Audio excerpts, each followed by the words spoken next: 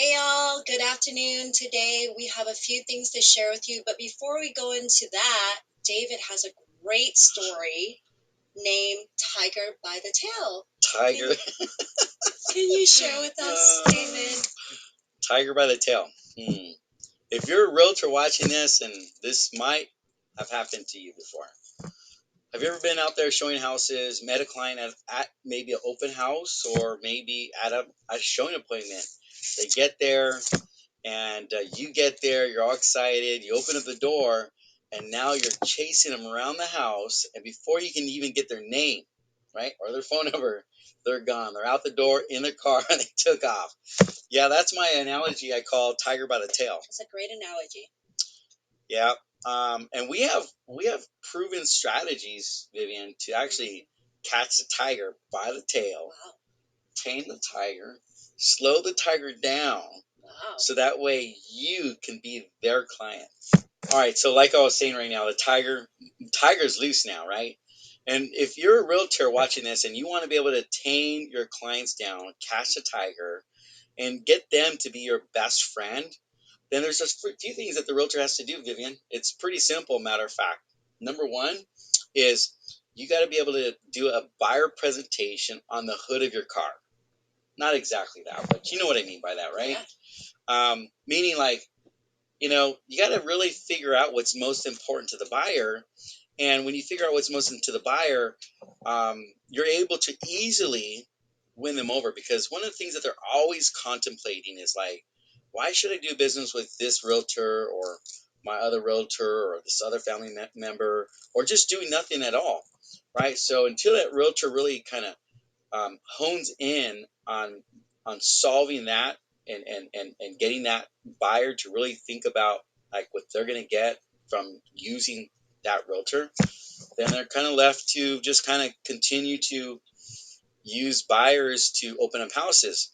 But as you know, what's happened recently with NAR's ruling is that's a good thing. That's going to stop that from happening. But, we just met with NAR's attorney just last week, and they're not even sure how this is all going to play out either. So maybe it is only like a one-day contract or a one-day showing contract. And if you think about that way, that turns into like a one-day showing contract. Does that realtor have any commitment from that buyer? Well, let me ask you a question. So you're suggesting that right there on the spot, whether it's, just a Zillow appointment, a buyer called you up, and you have the Zillow appointment. So you're suggesting that we should not even wait until the next day to do this presentation. We need to do it right then and there. Yeah, you got to be able to do a presentation right there on the hood of your car. And I'm using the hood of your car as an analogy, but I know a lot of realtors that will do the presentation maybe at a Starbucks or something like that. And if you're not doing presentation at Starbucks, you're missing out, because there's business in Starbucks. Starbucks is almost like a little real estate store. Every time I go to Starbucks, we have a Starbucks right next to us, and I always see at least one realtor and buyer walking in Starbucks. Matter of fact, when I was down there earlier, somebody was signing loan docs. So they're even buying homes at Starbucks with or without you. That's awesome. Yeah, I just wanted to, remind you guys too that the reason why David is stressing that you need to be able to do the presentation on that initial meeting, wherever that may be, whether it's at a Starbucks, at a showing appointment, you want to take full advantage of that opportunity and not count on, having that second chance with that buyer. Because what if they don't pick up the phone, right? The next day and say, well, this is just a showing appointment. I'll follow up with them tomorrow. But what will guarantee you that buyer will pick up the phone call, especially if you fail to demonstrate your value on that initial meeting? David? Well, with no value, no phone call. It's pretty simple, right? And that's the whole point of doing a buyer presentation. So I would ask, realtors, if I was in front of about 100 realtors, 500, how many of you have a buyer presentation? Almost a lot of them will be raising their hands. But how many of them are actually used in the buyer presentation? And then hands go down. And if you look at a lot of producing agents out there. They're not going to do a listing presentation without a listing, right? Take a listing without doing a listing presentation. Go ask any top producer that's taken lots of listings out there. They all have a very systematic way of taking that listing because they know how important it is to create value. I agree. And without that buyer presentation, what kind of value are you really creating? So if we need presentations for sellers, why are we not using a presentations for buyers, right? And buyers, they actually need more guidance. So you would think, between a seller and a buyer probably need a more in-depth presentation.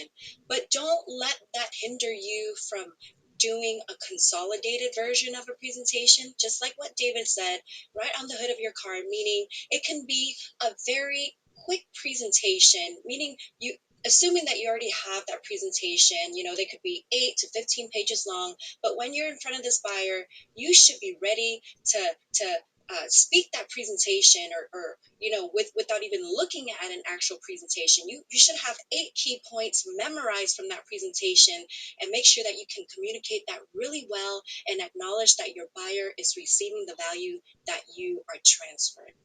You're talking about the 8 key points, in marketing, they teach you on an elevator pitch, right? The elevator pitch is so powerful, it should stop somebody that wants to get more information from you. It's not the sale, right? It's the pitch, it's the elevator pitch. But it should be enough to say, hey, here's my elevator pitch. Let's go have some coffee, and then the presentation's done there. That's so good. Yeah, it's all about building value and at the same time building curiosity from the buyer. And what that means is making them feel like, if I do not go with this agent, what am I missing out on? You want to make sure that the buyer walks away from that showing so curious about you and that you are having, ready to communicate to them. And, maybe you've already been able to communicate 1 or 2 things, but you have more in your back pocket.